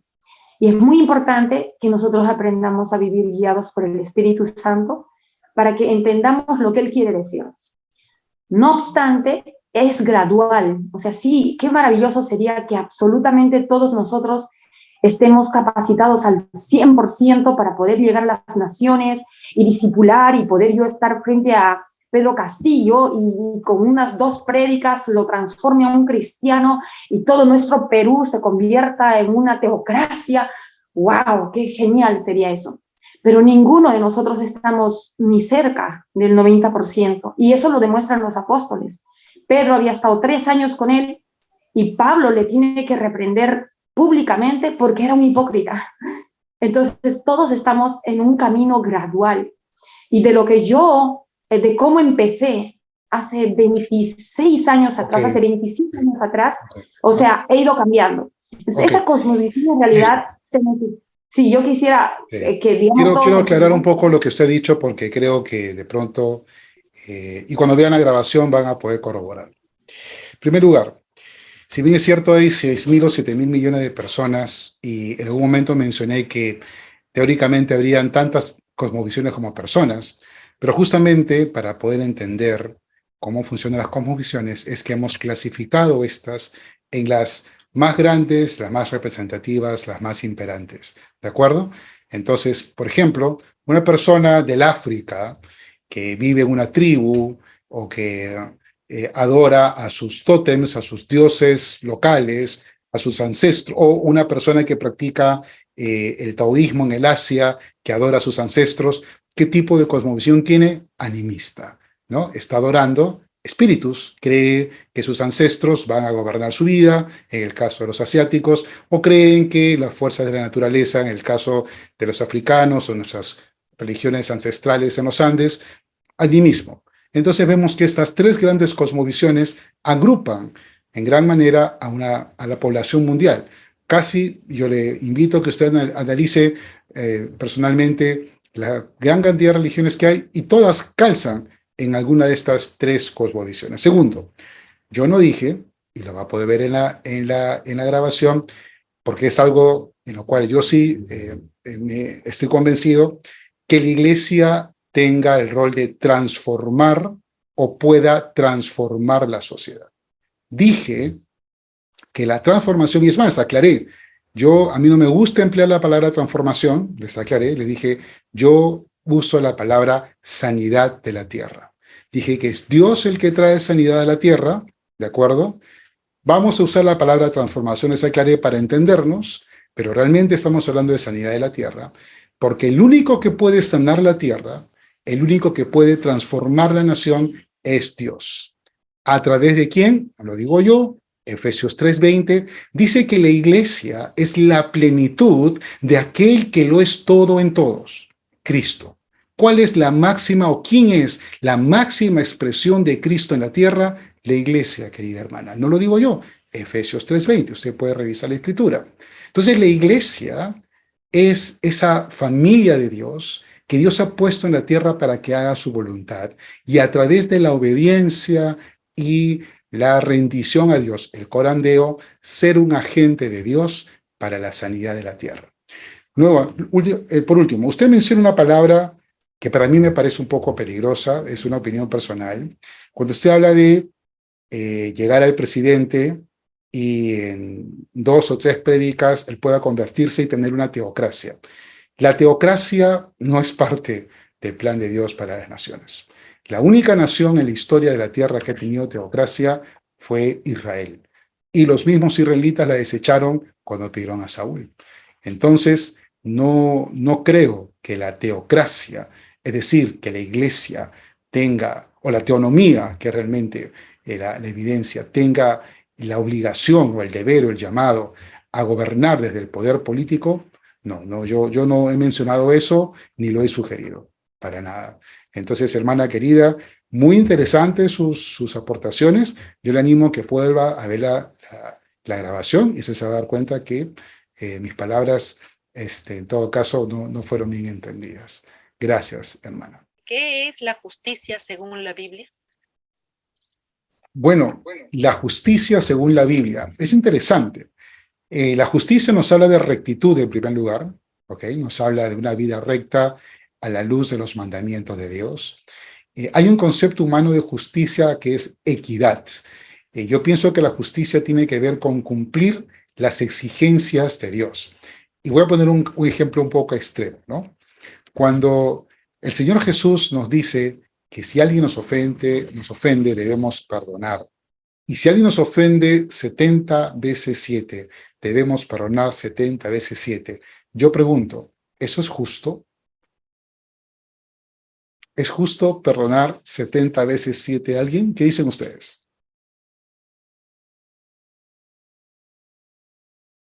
¿Es justo? ¿Es justo para ti que alguien te ofenda 70 veces 7 y que tengas que perdonarlo? ¿Es eso justo? No, eso ya sería misericordia y más bien sería gracia. Ok. Es justo. ¿Saben por qué es justo? Porque Dios lo exige. Porque Dios lo... Y aparte Así Dios es. nos perdona. No es equitativo. Escuchen lo que le voy a decir. No es equitativo. No es equitativo. Es desigual. ¿De acuerdo? Pero es justo porque Dios lo exige. La justicia de Dios es lo que Dios exige de nosotros. Entonces, no es equitativo. ¿Sí? Me están entendiendo la diferencia, ¿verdad? Nosotros tenemos la idea que algo justo es equitativo. Lo justo, pues, 50-50. Eso es lo equitativo.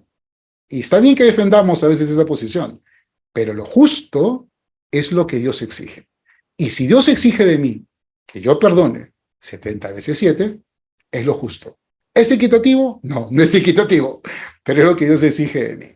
Entonces, por eso, el tema de justicia tiene que ver, por un lado, con andar rectamente delante de Dios, cumpliendo lo que Dios exige. Pero claro, tenemos un concepto de justicia de equidad. ¿Ok? Entonces, a la luz de la equidad, no siempre lo que Dios exige es equitativo. A veces pareciera extremo en contra de uno, ¿no? Pero es lo que Dios exige. El hecho de que la iglesia no se involucre en política en el país, ¿es porque supuestamente te vas a corromper o es del diablo? ¿Es porque se ha introducido la cosmovisión de los pastores, mas no de la Biblia? Esa es la pregunta, pastor. Bueno, el tema de política es un tema que yo creo hay que tratarlo con muchísimo cuidado. Creo que en este punto de nuestra historia como iglesia estamos muy influenciados, la sociedad, como dijo Darrow en el primer video que vimos en la primera sesión, como la iglesia no ha discipulado la sociedad ha terminado discipulando a la iglesia. Entonces, así como en la sociedad hoy hay fuerzas, ¿no?, de libre mercado, de capitalismo salvaje, de progresismo, de marxismo, en la iglesia también encontramos lo mismo. Encontramos pastores marxistas, pastores progresistas, pastores libre mercado, pastores capitalistas y cristianos marxistas y cristianos capitalistas. Encontramos de todo, porque la iglesia no ha discipulado con una cosmovisión bíblica del gobierno, lo que dice la Biblia respecto al gobierno, a la sociedad. Entonces la sociedad ha terminado discipulando a la iglesia. Hace un momento el pastor César dijo algo muy interesante y me hizo recordar las palabras de un maestro, el doctor Luis Sena. Seguramente el pastor César se debe recordar. El pastor César decía, la mentalidad McDonald's, dijo él, ¿no? Muy interesante. La mentalidad McDonald's, donde yo le doy al asistente a la iglesia lo que él quiere, ¿no? Como si fuera mi cliente. El doctor Luis Sena, que ya partió a la presencia del Señor hace un par de años, él hablaba de los paradigmas de la iglesia. Decía que en la Edad Media, la iglesia asumió el paradigma del imperio, ¿no? Y se mimetizó con el imperio romano, pues, ¿no? Entonces tomó las formas del imperio romano, las jerarquías del imperio romano, la organización del imperio romano, y hasta el día de hoy el Estado Vaticano tiene esa estructura del imperio romano, ¿no? Es más, se volvió el sacrosanto imperio romano, ¿no? La unión de la iglesia y el imperio. Pero decía el doctor Sena que de un tiempo a esta parte, la iglesia ha tomado el paradigma de la corporación, el paradigma de la empresa. En más de una oportunidad yo he escuchado a pastores y a líderes muy connotados de la iglesia decir que la iglesia es una empresa. Y esto para alguien que tiene formación en marketing, administración, es bien duro de escuchar. Porque yo entiendo que una empresa tiene, por sobre todo, una finalidad económica. Que me digan que la iglesia es una organización es diferente. Pero si usted dice la iglesia es una empresa, usted está admitiendo que uno de los objetivos de la iglesia, si no el principal, es la supervivencia económica. Entonces el doctor Sen explicaba, cuando la iglesia toma el paradigma de la corporación, entonces los feligreses o asistentes o miembros toman el papel del cliente y la iglesia de la prestadora de servicios religiosos o espirituales. Y toda corporación lo que quiere es agradar a sus clientes porque de sus clientes vienen sus ingresos. Una vez leí una entrevista de un famosísimo pastor de Centroamérica. Él decía que en esa época en su iglesia él tenía 20,000 asistentes. Y en la entrevista le preguntaban cómo era posible que él pudiera tener un sueldo mensual de $20,000 como pastor en un país centroamericano. Y él respondía así. Los grandes CEOs, ¿no?, o los gerentes corporativos del mundo, tienen sueldos mayores de $20,000. Cualquier organización, decía él, que tiene 20,000 empleados, debe tener un CEO, un gerente general corporativo, con un sueldo de $20,000. Y en mi iglesia yo tengo 20,000 asistentes. Es decir, en la mente de este pastor famosísimo centroamericano, sus miembros eran sus trabajadores.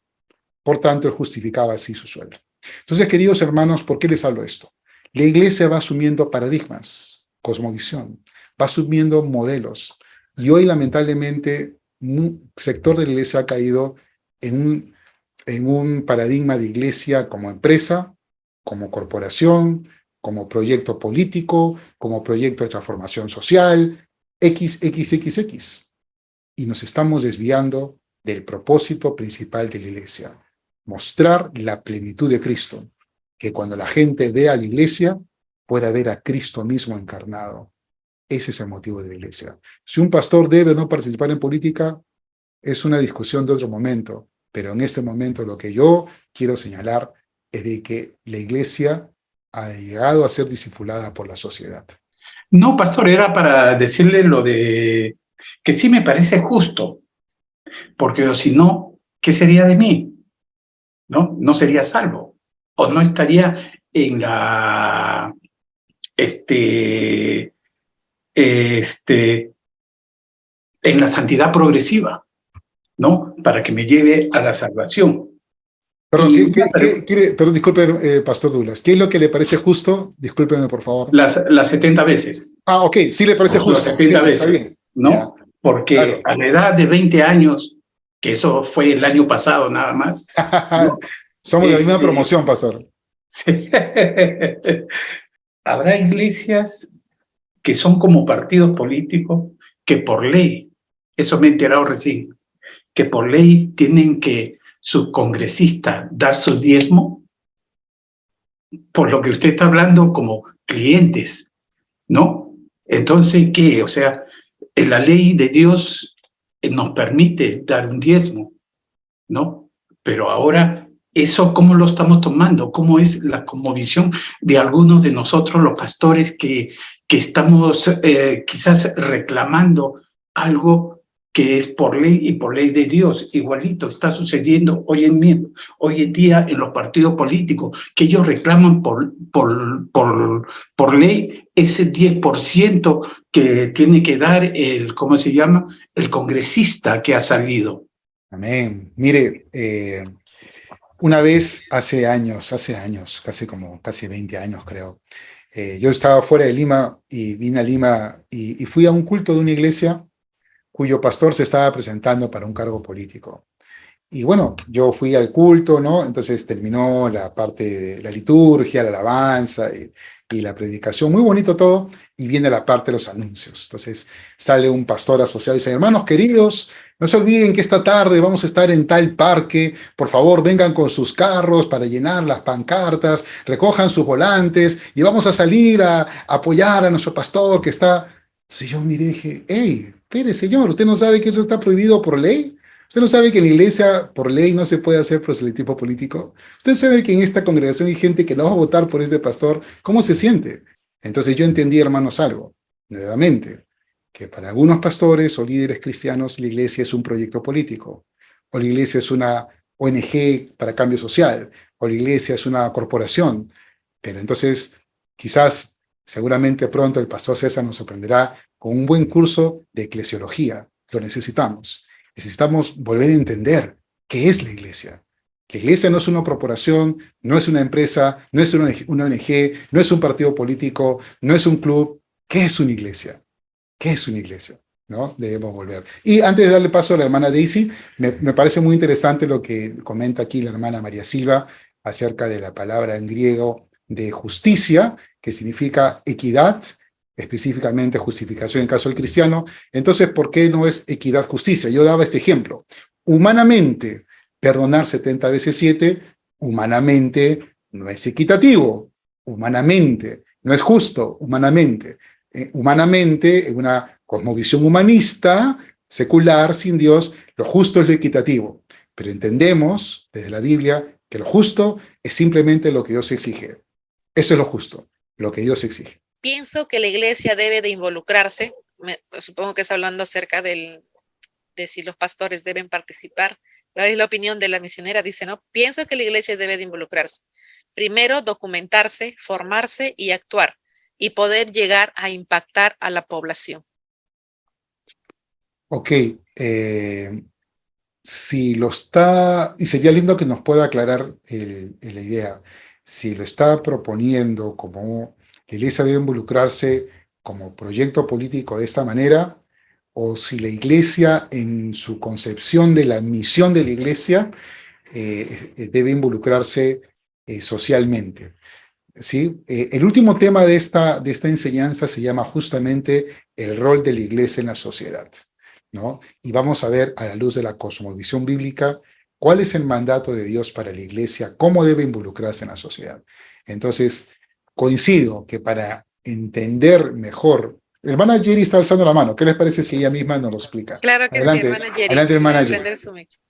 Sí, buenas noches. Sí, en este caso es como menciona usted, de repente es formarnos, capacitarnos en el sentido de que sí, debemos de ver cómo está la sociedad actualmente para poder impactarles, ver hasta dónde están enceguecidos con todo, como usted ha estado compartiéndonos de la dualidad, nosotros mismos primero revisarnos y así mismo documentarnos en lo que está viviendo la sociedad y luego de ahí entonces formarnos dentro de la misma iglesia, capacitarnos, decir, oye, mira, esto es lo que debemos hacer para poder impactar al pueblo, porque si bien es cierto, los misioneros antes, esto, como en algún momento he visto, pudieron abrir camino en muchos lugares, haciendo pistas, haciendo realmente impacto a la sociedad. Nosotros todavía tenemos esa potestad, pero la hemos cedido al mundo con todo lo que está sucediendo y por temor y por quedarnos cómodos en que solamente debemos llevar el evangelio, debemos levantarnos en todas las áreas, ya sea formativa en el sentido de derecho, arquitectura y todas estas otras áreas para poder, dentro de ese trabajo, como usted lo ha mencionado, asimismo también impartir el evangelio y poder impactar. O sea, nosotros somos una iglesia y dentro de la iglesia hay profesionales. En este caso podemos hacerlo eco dentro de la misma iglesia y así impactar a la sociedad de manera que realmente la población pueda ser sanada al punto de lo que se necesita, o sea, requiere por parte de lo que Dios nos está pidiendo como iglesia. O sea, es lo que quería de repente acotar, ¿no? Es por eso que decía que la iglesia sí se debe de involucrar, porque no solamente, como usted lo ha mencionado, no solamente somos arquitectos de profesión, somos arquitectos en otras áreas, podemos implementar esa arquitectura dentro de otras áreas, o sea, no solamente la terrenal, sino también la espiritual, en el sentido de edificación, ¿no? Para el pueblo. Bueno, es lo que quería acotar. No sé si le parece. Sí, perfecto. Y yo creo, hermana, coincido con usted que la iglesia tenemos como ministerios, ¿no? Tenemos como ministerios, como creyentes y como ministerios, justamente cuestionarnos en cuanto a nuestras creencias, en cuanto a cómo entendemos la realidad, qué creencias nos están llevando a entender la realidad, para luego poder también identificar esas mentiras las cuales se basan las creencias de la sociedad y que han traído tanta destrucción. Entonces, coincido con usted, documentarnos para poder también ser transformados en nuestro entendimiento, conocer la voluntad de Dios. De joven, perteneciendo a la iglesia, se nos ocurrió participar en la candidatura de un hermano, Godofredo Marín, no sé si lo llegó a escuchar, aquí en Venezuela. Y bueno, me tocó ver como muchacho de 18 años, creo que tenía para aquel entonces 19, ver toda la atrocidad y toda la descomposición que existe en el medio político. Es decir, yo comparo el medio político como el medio espiritista, es decir, no es que yo me voy a agarrar y voy a decir, bueno, Señor, en tu nombre, y me voy a meter en la montaña de Sorte, que es aquí una montaña conocida, donde se practica el espiritismo, porque es un campo bastante minado. En Venezuela se lo podemos decir con propiedad.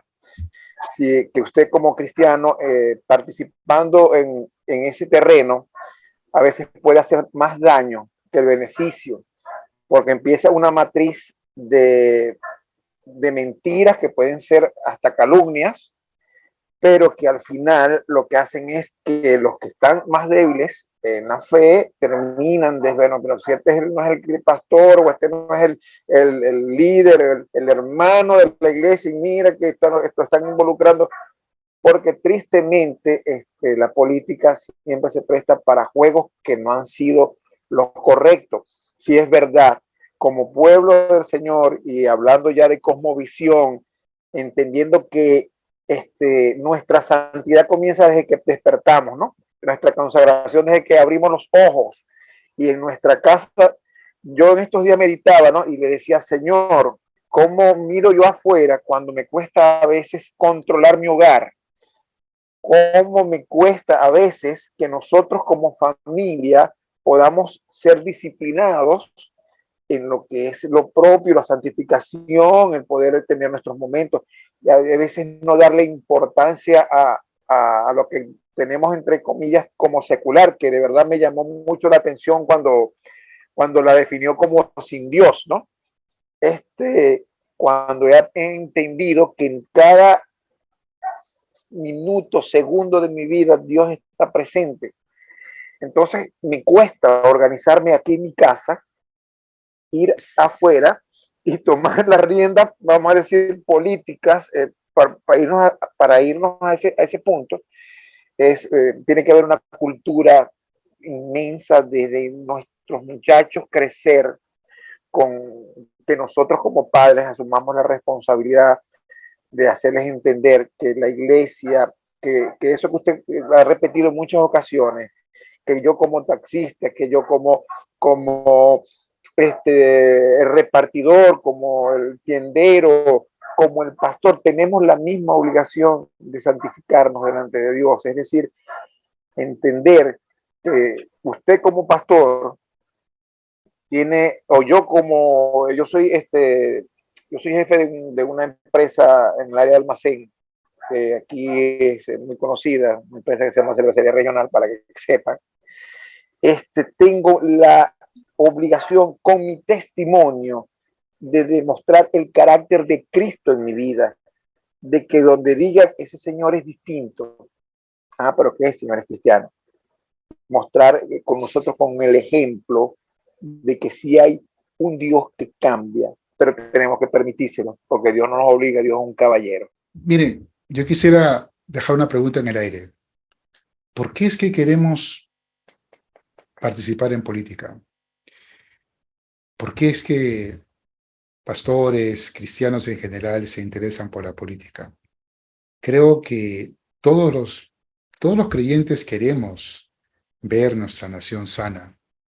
Creo que muchas veces no encontramos en la iglesia una institución involucrada con las problemáticas de la sociedad. Y entonces, como no encontramos ese espacio en la iglesia, muchas personas con auténtica vocación de servicio, personas realmente preocupadas por el país, al no encontrar en la iglesia un canal cómo expresar o trabajar o volcar esa inquietud, buscan en la política esa respuesta. Entonces creo que esa es la gran responsabilidad que tiene el ministerio de hoy en día, ¿no? En no saber, en no poder canalizar toda esa inquietud, que cada vez es más creciente, porque hoy tenemos en nuestras iglesias gente cada vez más educada, ¿no? Gente con más conocimiento y que muchas veces no encuentra en la iglesia el canal. Que Dios nos ayude para poder ser también las manos del Señor sanando la tierra. Okay. Vamos a terminar orando por esta hermosa clase, que cada vez el Señor nos ilumine, nos guíe a poder ser guiados por su Espíritu Santo, e invito a nuestro maestro de hoy, nos cierre este curso, este tema del día de hoy con una oración. Amén. Bueno, hermanos queridos, qué bueno conversar, qué bueno expresar nuestras inquietudes, qué bueno expresar esas dudas que tenemos, esas opiniones, ¿verdad? Y qué difícil es abstraernos a la influencia de la cultura, a la influencia de las cosmovisiones no bíblicas. Quiera el Señor que podamos cada uno, desde la palabra de Dios, ser transformados. Padre, gracias, Señor, por este tiempo, gracias por la vida de cada uno de los participantes, los que aún están y los que ya se retiraron, Señor. Gracias porque es tu Espíritu Santo el que nos enseña, y te ruego, Señor, que las semillas de verdad que el día de hoy han podido ser sembradas puedan, Señor, dar fruto, encuentren corazones abiertos, dispuestos, como una buena tierra, Señor, que podamos dar fruto al 100%. Gracias por el Ministerio Logos, gracias por los responsables y líderes, el pastor César, las hermanas que están a cargo, Señor, y que podamos seguir siendo edificados a través del ministerio. En el nombre de Jesús, amén. Amén.